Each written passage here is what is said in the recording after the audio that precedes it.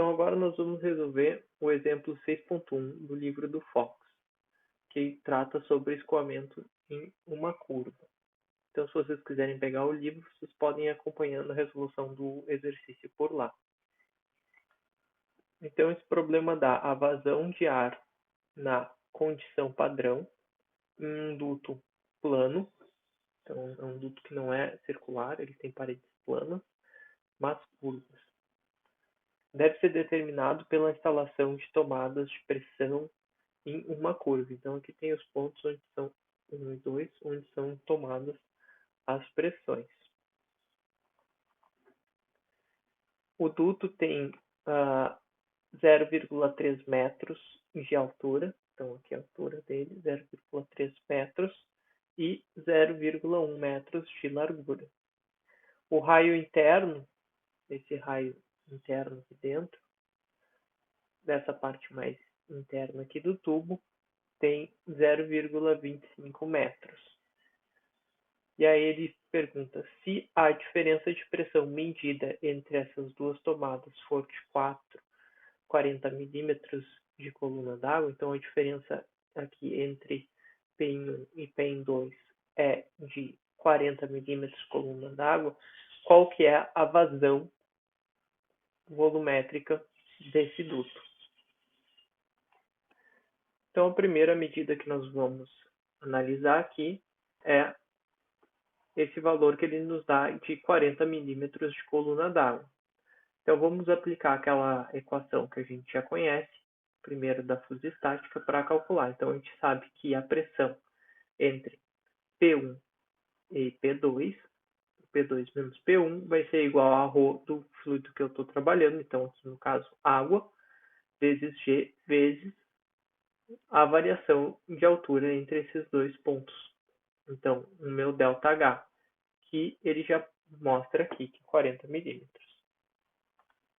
E aí eu tenho que considerar, então, água e ar na condição padrão.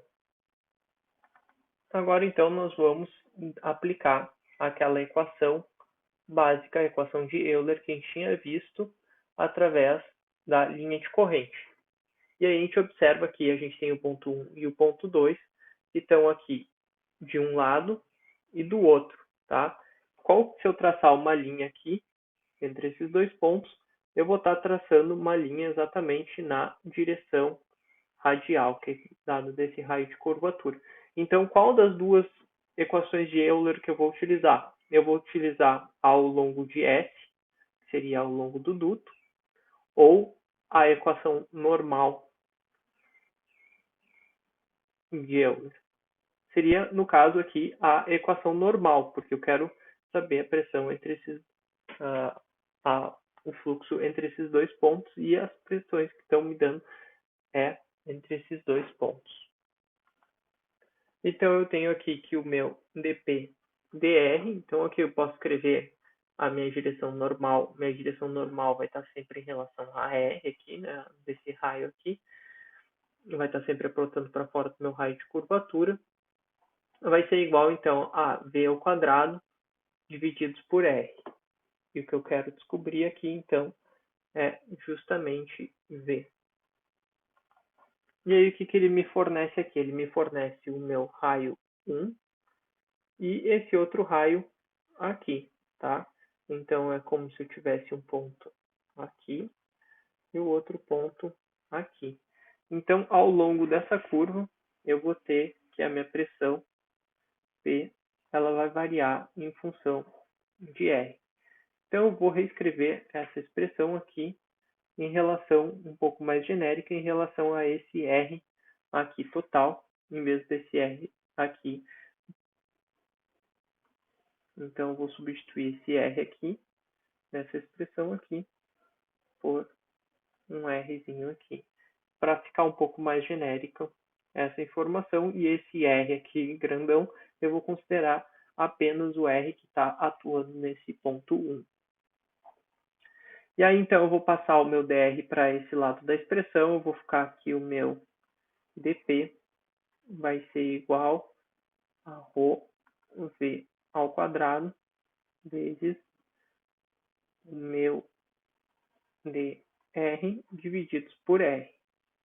E aí, se eu integrar, então, essa expressão, vamos aplicar a integral ao longo dessa expressão, eu vou ficar, então, que meu P2 menos P1 vai ser igual a ρ v ao quadrado ln de R. Aplicado, então, nos limites de R2 e R1. Tá? Vou chamar aqui R2 e R1, onde R1 é dado. Ou eu posso reescrever essa expressão aqui, ρ v ao quadrado ln de R2 sobre meu R1. E aí eu tenho o meu R1 é dado aqui, tá? O meu R1, vou abrir um parênteses aqui, meu R1 vai ser igual a 0,25 metros. E o meu R2 vai ser igual ao meu R1 mais, aqui eu tenho a espessura desse meu fluxo, que é 0,1 metros. E aí, como eu tenho, então, tudo que eu preciso para resolver essa equação, eu posso dizer que meu V ao quadrado vai ser igual a P2 menos meu P1 divididos por ρ ln de R2 sobre meu R1.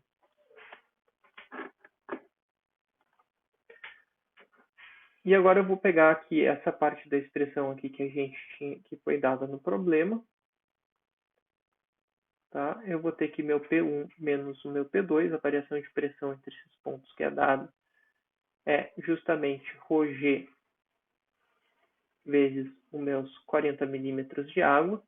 E aí eu vou substituir, então, nessa expressão. Eu vou ficar aqui, meu V vai ser igual a minha raiz quadrada de ρ de H2O vezes G vezes o meu delta H, que é dado, divididos por ρ. Aí aqui não é ρ de H2O, é ρ do meu líquido, então eu não posso cortar esses dois aqui, vezes R sobre o meu R1. E aí basta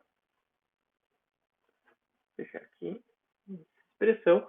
E aí, se eu substituir esses valores todos, eu vou obter um V igual a 30,8 metros por segundo. Certo? E isso para um escoamento uniforme. E aí agora o que ele pede aqui para calcular é a vazão volumétrica. A vazão volumétrica, então eu tenho que aqui vai ser igual a V vezes A, para um escoamento incompressível. Então aqui quem que é o meu A? O meu A vai ser 0,1 vezes 0,3.